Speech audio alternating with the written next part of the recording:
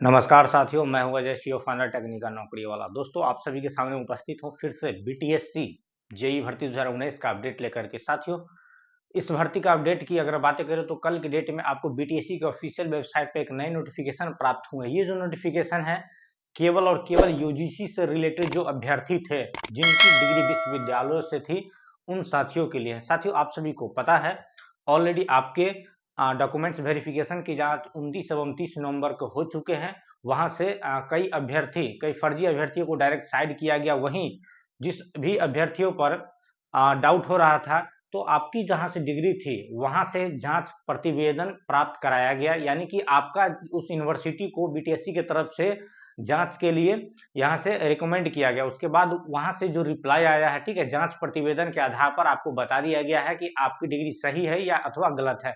तो इससे related notification ही आपको देखने को मिले हैं और आप लॉगिन करके देख सकते हैं कि आपको फाइनली कमीशन का रिमार्क्स क्या मिला है आपके डिग्री को लेकर के। ठीक है साथियों, तो इस नोटिफिकेशन को जब आप देखेंगे, कुछ इस तरह का नोटिफिकेशन आया है। इस नोटिफिकेशन को जब आप देखेंगे क्लियरली यहाँ पढ़ पाएंगे, साफ बता दिया गया है, ठीक है, कि 4 अक्टूबर के देश में सुप्रीम कोर्ट का 4 अक्टूबर 2024 के डेट में सुप्रीम कोर्ट का जजमेंट आया था, ठीक है, विज्ञापन संख्या 119 के लिए कि आपकी अनुशंसा, ठीक है, संशोधित अनुशंसा 3 माह के अंदर अधियाची विभाग को भेजी जानी है, यानी कि 3 महीना के अंदर इस भर्ती को कंप्लीट करवानी थी।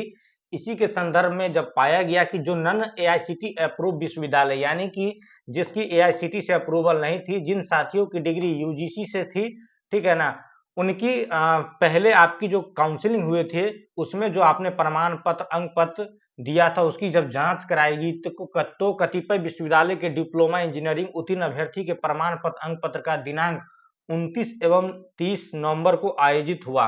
पुनः सत्यापन एवं संबंधित विद्यालय से प्राप्त सत्यापन प्रतिवेदन के आधार पर वैसे सभी विश्वविद्यालय से डिप्लोमा इन इंजीनियरिंग उत्तीर्ण अभ्यर्थी का प्राप्तांक आरक्षण कोटि एवं अन्य विवरणी आयोग के वेबसाइट पर डाल दी गई है। साथियों, साफ बता दिया गया है कि 29-30 को जो आपके डॉक्यूमेंट वेरिफिकेशन हुए हैं, उसके बाद जब आपके सर्टिफिकेट की जांच कराई गई है, जिन पर भी डाउट हुआ आपसे जो रिलेटेड यूनिवर्सिटी है वहां तक बीटीएससी के द्वारा रिकमेंड किया गया और आपके जांच कराई गई आपके सर्टिफिकेट की।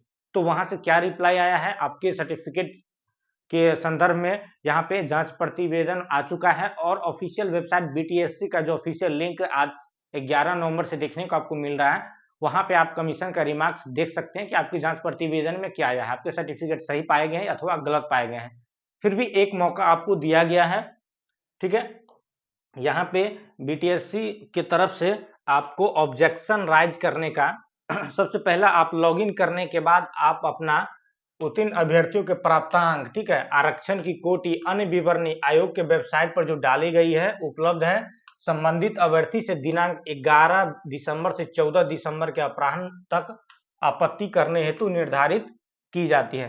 साथियों, आप 11 से यानी कि आज से 14 दिसंबर टोटल 11, 12, 13, 14 4 दिन का आपको समय मिल रहा है। 4 दिन के अंदर आप अपना लॉगिन करके देख लेंगे और किसी भी तरह से आपको ऑब्जेक्शन करना है तो ऑब्जेक्शन राइज कर देंगे, ताकि आगे अब जो इसके नेक्स्ट प्रोसेस है आपका फाइनल मेरिट ही दिखाना है, ठीक है, तो ताकि आगे आपको मेरिट की प्रक्रिया में शामिल किया जा सके। आप लोग अचूक जो भी दिया हुआ है समय उसके अनुसार आप ऑब्जेक्शन राइज जरूर कर लेंगे, ठीक है।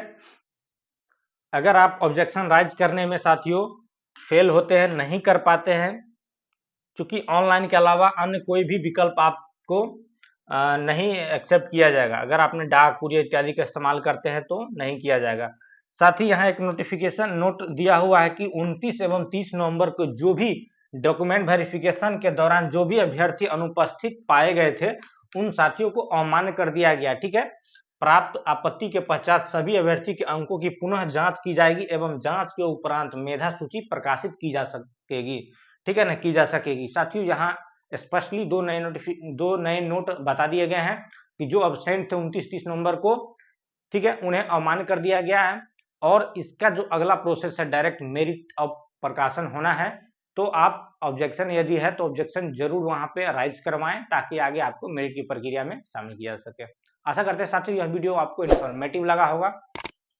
अगर चैनल पर नए हैं तो चैनल को सब्सक्राइब कर लें। ऑलरेडी चैनल से जुड़े हुए हैं तो और भी साथियों तक वीडियो को जरूर शेयर करें। मिलते हैं साथियों नए वीडियो में नए जानकारी के साथ, तब तक के लिए टेक केयर, बाय।